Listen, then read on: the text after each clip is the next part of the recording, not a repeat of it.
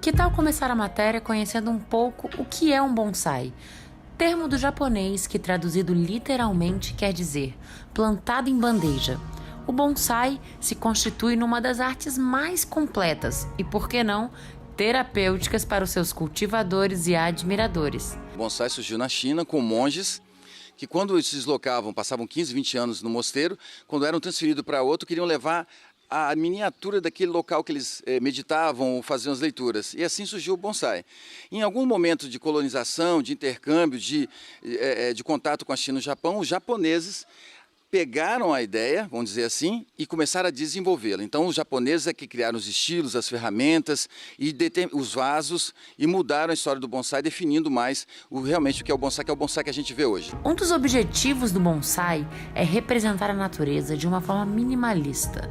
As árvores podem ser reduzidas sem perder sua beleza e esplendor.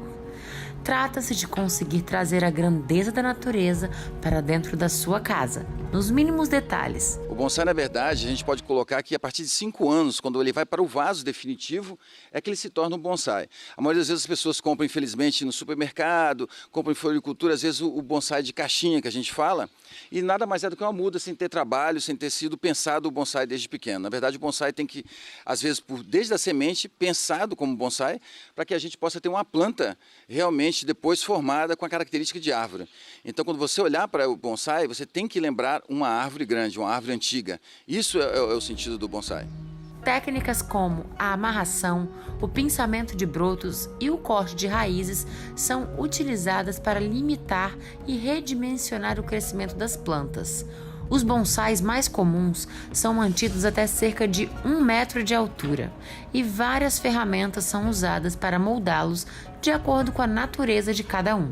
Tesouras, pinças, prendedores, arames, quase uma mini oficina, são necessárias para cuidar e tratar dessas plantas robustas e delicadas ao mesmo tempo.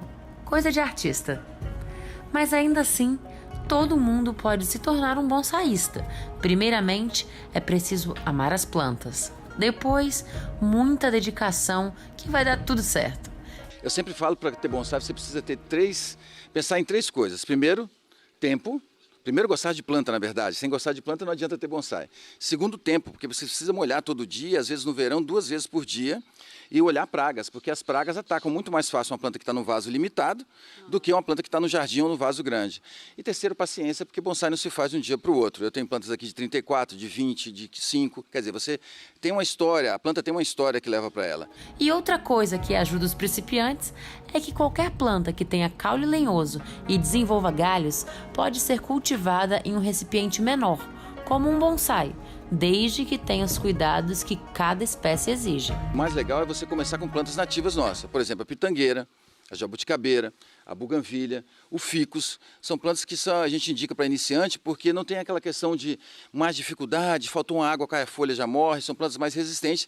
E a pitangueira, por exemplo, é nativa da restinga nossa, então, quer dizer, é uma planta que vive na areia, que suporta dificuldades. Um bonsai pode dar fruta? Sim, claro. Infelizmente hoje eu não tenho aqui nenhum com fruta, mas a pitangueira, a cerola, a jabuticabeira, a amora, todos esses se você plantar e na época certa eles costumam florescem normalmente e frutificam. A única diferença dessa planta para uma árvore normal, uma planta grande, é que ela está limitada no vaso.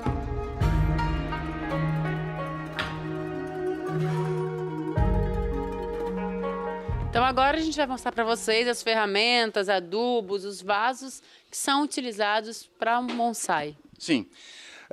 Você precisa de algumas ferramentas, é óbvio, você não precisa ter uma ferramenta tão sofisticada, ou você pode provisionar uma tesoura de poda normal, comprada em loja de jardim, e à medida que você vai avançando, você consegue ir comprando as ferramentas adequadas, né?